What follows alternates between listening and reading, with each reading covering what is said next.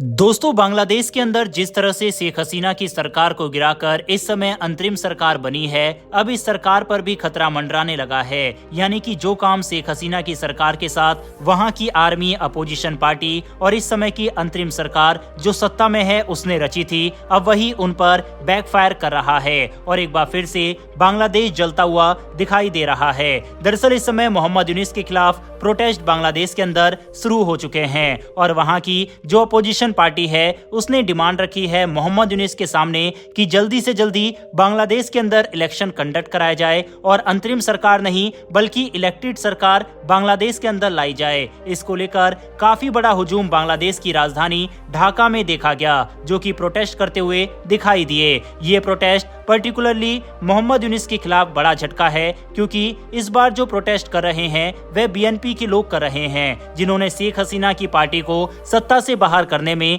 अहम भूमिका निभाई। हालांकि दोस्तों, बांग्लादेश के लिए मुसीबत यहीं खत्म नहीं होती। अगली खबर और भी ज्यादा हैरान और परेशान करने वाली है बांग्लादेश के लोगों के लिए। दरअसल बांग्लादेश में सैन्य शासन की आहट बढ़ती जा रही है। मोहम्मद यूनिस के नेतृत्व वाली बांग्लादेश की अंतरिम सरकार देश में अराजकता को रोकने में नाकाम हो चुकी है। इस बीच अंतरिम सरकार ने तत्काल प्रभाव से पूरे देश में सेना को विशेष कार्यकारी मजिस्ट्रेट की शक्तियां दे दी है। मंगलवार को बांग्लादेश के लोक प्रशासन मंत्रालय ने इस बारे में अधिसूचना जारी की। इसके अनुसार सेना के अधिकारी अगले 60 दिनों के लिए पूरे बांग्लादेश में जिला मजिस्ट्रेट की देखरेख में कार्यकारी मजिस्ट्रेट के रूप में काम कर सकेंगे। लोक प्रशासन मंत्रालय से जारी आदेश में कहा गया है कि ये निर्देश पूरे बांग्लादेश में लागू है। Bangladeshi media outlet daily star से अंतरिम सरकार के एक सलाहकार ने कहा कि मजिस्ट्रेटी शक्तियां मिलने के बाद सेना के अधिकारी के पास लोगों को गिरफ्तार करने,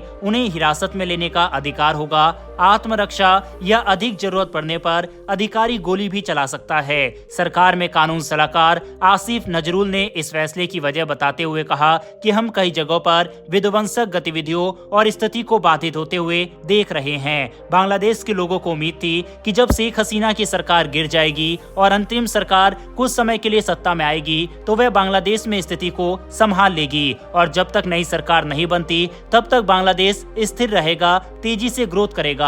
लेकिन बांग्लादेश की स्थिति बद से बदतर होती जा रही है। लोगों का भरोसा पुलिस पर से उठ चुका है। इस्लामिक कट्टरपंथी सड़कों पर तांडव मचा रहे हैं। इसके अलावा बांग्लादेश का उद्योग, जिसमें मेनली बिजली विभाग, पूरी तरह से ठप हो चुका है। तो वहीं कपड़ा यानी कि टेक्सटाइल इंडस्ट्री बांग्लादेश की पूरी तरह से बर्बाद हो चुकी है। हालांकि बांग्लादेश में बनी इस स्थिति का भारत भरपूर फायदा उठा रहा है। दरअसल बांग्लादेश में हुए प्रोटेस्ट और अनसर्टेनिटी की वजह से बांग्लादेश की टेक्सटाइल इंडस्ट्री को बड़ा झटका लगा है।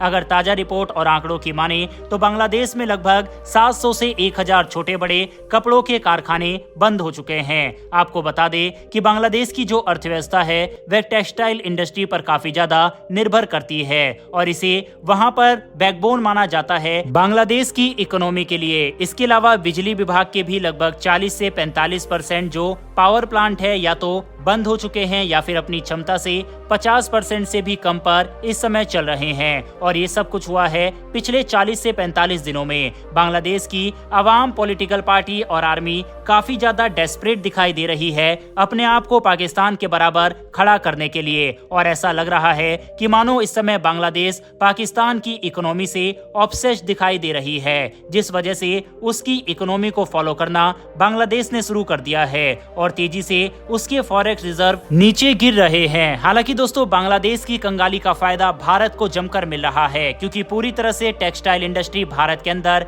शिफ्ट हो चुकी है और दुनिया भर के बड़े बड़े देश अपनी डिमांड को भारत से पूरा कर रहे हैं। ऐसे में कह सकते हैं कि भारत पूरा सहयोग कर रहा है बांग्लादेश का, जो उसका लक्ष्य है पाकिस्तान की अर्थव्यवस्था तक पहुंचने का। उसमें आपको बता दें कि बांग्लादेश की टेक्सटाइल इंडस्ट्री की बर्बादी का सबसे बड़ा फायदा भारत के उत्तर प्रदेश को मिला, जिसको हाल ही में 10,000 करोड़ रुपए का भारी इन्वेस्टमेंट मिला है और ये सिर्फ एक शुरुआत है। बताया जा रहा है कि यह आंकड़ा बढ़कर 50 से 70,000 करोड़ तक कुछ ही समय में चला जाएगा। वहीं दूसरी तरफ बांग्लादेश में इस समय इन्फ्लेशन ऑल टाइम हाई पर पहुंच चुका है। फॉरेक्स रिजर्व तेजी से नीचे गिर रहे हैं। वहीं देश का कर्ज लगातार बढ़ता जा रहा है और कर्ज की वजह से जिन देशों को पैसा चुकाना है बांग्लादेश को, वह देश अपना पैसा भी मांग रहे हैं, जिसमें हालिया एग्जाम्पल रूस का है।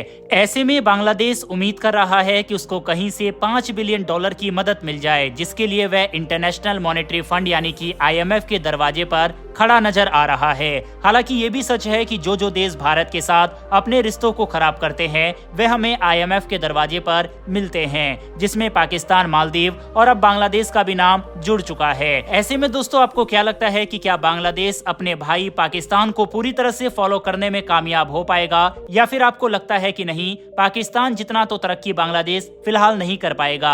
इस पर अपनी राय कमेंट बॉक्स में लिखकर बताइएगा। यहाँ तक अगर आपने इस वीडियो को देखा है तो मेरी एक छोटी सी रिक्वेस्ट है कि नीचे दिए गए सब्सक्राइब बटन को प्रेस कर बेल आइकन को दबा ले, जिससे हमारी डेली वर्ल्ड अफेयर से जुड़ी ऐसी वीडियो आप तक सबसे पहले पहुंच सके। फिर मिलेंगे ऐसी एक नई वीडियो के साथ। धन्यवाद। जय हिंद।